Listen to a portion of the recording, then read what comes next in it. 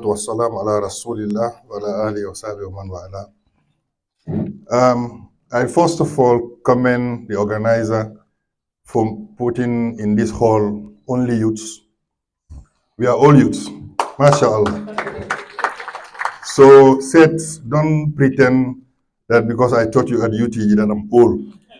Because even Jiba would say that he was also my student, but I am not that old. I'm still a young person too, mashallah. But I think I have to say that I've attended so many conferences in the Gambia, abroad, but I have to say that this is the proudest moment for me.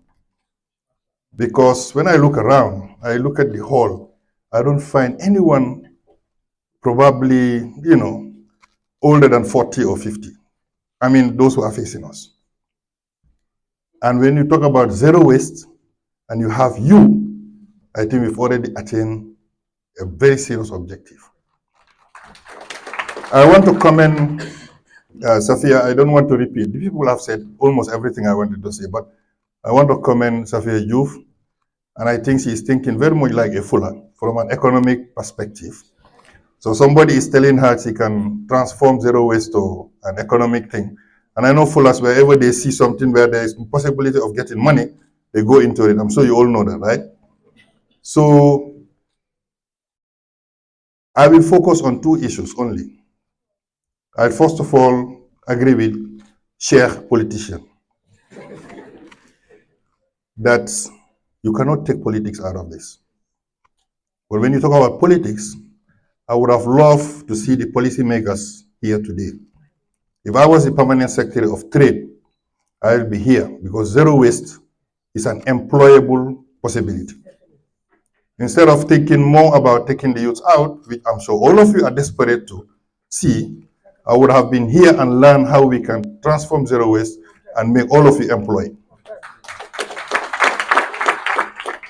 If I was the permanent secretary of health, but I'm sure with the director of health services, Dr. Bite, a friend and a brother, I'm sure he will convey, but if I was the permanent secretary of health, I will also be here.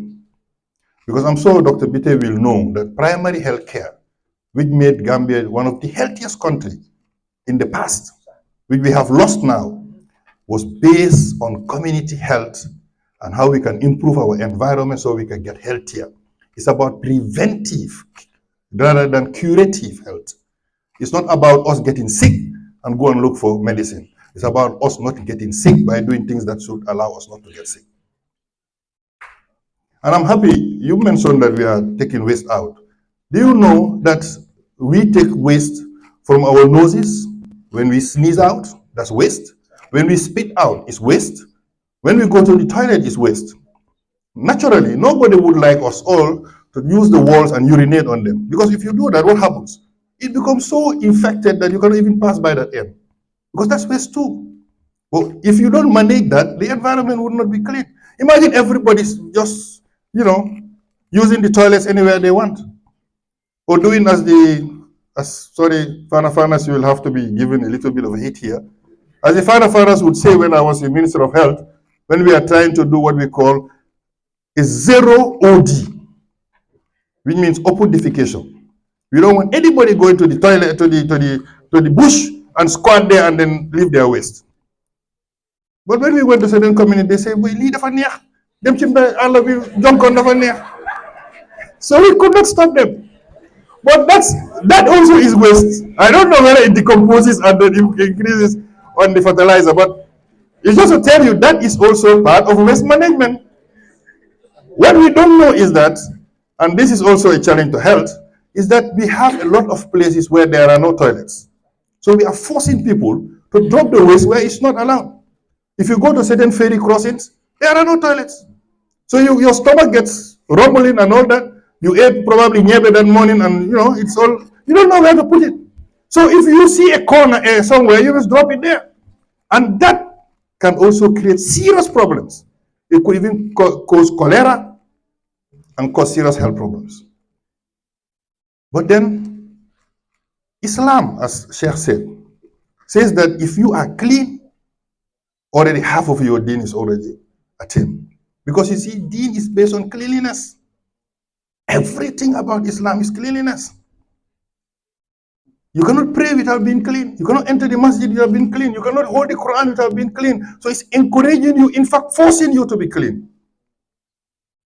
But the truth is, we are not clean. And now I'm going to focus on us. Yes, our generation might have failed you.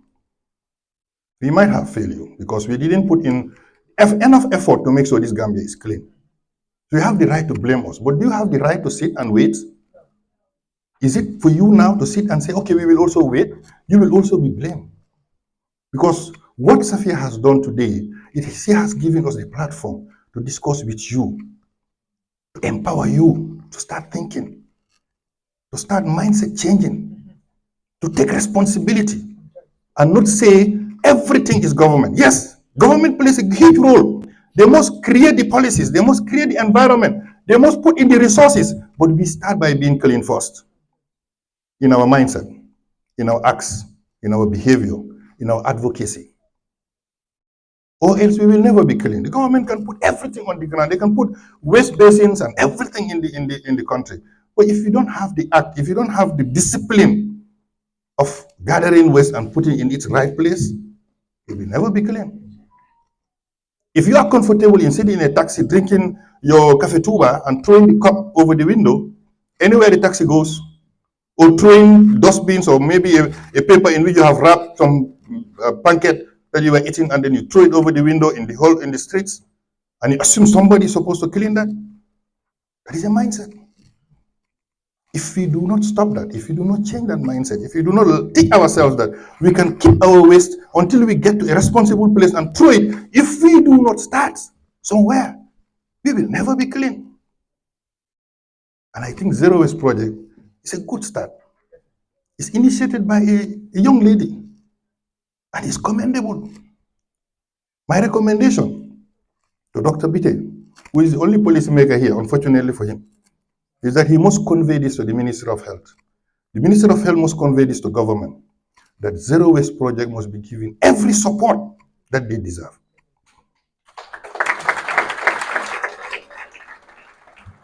It's not about them making it a business. It's about government using that opportunity where the youth say, we are willing, we are ready, empower us. If we are true to our words that we want to empower our youths, we want to give them an opportunity to change this country. Here is an example. Here is an opportunity. The Zero Waste Project must be given every support it deserves. The financial, the technical, the equipment, everything. And I was impressed with the survey they made. People want to be clean, maybe, but maybe the mindset is still there. But maybe if you put in a little bit of effort, provide everything now, then you provide the draconian laws. That if you urinate somewhere, you will be charged $5,000 and you make it true. If you throw a paper, somebody should report that taxi. The taxi will be held, everybody inside there must be charged. Not only the person who threw. You see, the draconian law also helps because sometimes it's not only about the carrots, it's also about the stick. And unfortunately, we only understand the stick, we always forget the carrot. So at some point, even public flogging must be introduced. Assalamu alaikum wa rahmatullahi wa barakatuh. وعلى آله وصحبه وسلم بسنة إلى يوم الدين. رب اشرح لي صدري ويسر لي أمري واحلل عقدة من لساني يفقهوا قولي. السلام عليكم ورحمة الله وبركاته. It's an honor to be here, but first of all, I can't just imagine how my surname can be changed today. No, like those people eat a lot, so we don't eat, and I'm like, what? Oh, okay. So I greet everyone. Thank you all for coming here. I'm seeing my brother said Matijao, Sheikh Musa, Dr. Bite, Dr. Jiva, my professor, Mr. Kuran, and Dr. Bari, my former boss, my sister Safia, sister Aisha, and Samaria. I say assalamu alaikum once again to all of you. And thank you all for coming. And it's not easy to be here on a Saturday morning, but we made it through, alhamdulillah. And we will keep up to the time as we go, inshallah. So I just want us to imagine a world where it is free of trash or garbage, and where we are not talking about waste anymore, where we every waste is being reused, recycled, or compost, and it is not too far. It is something that we can achieve, and something that we see other countries have achieved, which even in Africa they do. Because I heard one time Dr. Bali was in Tanzania, and he did make mention of he doesn't even see a fly, and he was so excited and was like, I wish, and we could do it here, right? So what can we do? So today, inshallah, I'm going to look at, or I'm going to just talk about how schools, community, and I'm glad my brother made mention of the community. I was like, yes. How the school, community, and families can lead the way in making sure that there is zero waste in our Gambia. And I wish we had the presidential advisor here so that he could also advise the government on how we can actually do it, because we can. So it's about, first of all, is the school. Where do we start from? We spend 8 hours in the school at some point every day, or more than that. Almost all our kids spend most of their times in the school. What is the curriculum, or how best do we fit our environment into the curriculums that we have been taught? We've been taught amoeba, right? The whatsoever in all that. So let us think, how does that help us? Why not, divert our attention into things that would really help us? I used to hear this nursery school rhyme, into the basket, throw your papers, not upon the floor, right? How many of us remember that? Into the basket. The Gen Z, right? Good. So we had that, into the basket, throw your papers, not upon the floor. But then in our curriculum too, what do? We want to be clean, right? We want our clothes to be clean. We want everywhere to be clean. But in the classroom that we even sit in, is it clean enough for us? Like we have had some people say they have their trust in their hands until they could find somewhere else. Yes, but then again, where do we start? The education policies that we have, do they incorporate the realities of our society into the policies? The education curriculum that we have, do they incorporate the realities of our homes and our environment into the curriculums? These are where we need to start. And again, we go back to where the community. Do we have community-led initiatives? Like there's this thing coming up, the place-based education, where you bring the community into the school into the community. These are things that could help us to make sure that we don't have waste around. We come together as people, as community members, to take ownership. This zero waste project is not about Sophia Jew. It's not about anyone else. It's about the Gambia. It's about us. And we are just few days from independence, and we are about to celebrate. What are we celebrating?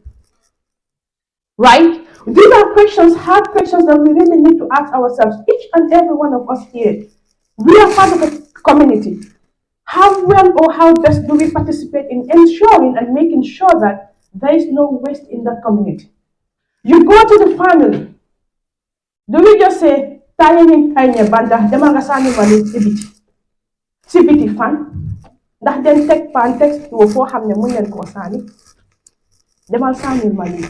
But you are in a car, as someone have said, you just take the hi sani ko sibiti. Kenyan muna chedan, muna neka sayay, muna neka sa papa, muna neka ifama walay dugo. It might be something that we all do.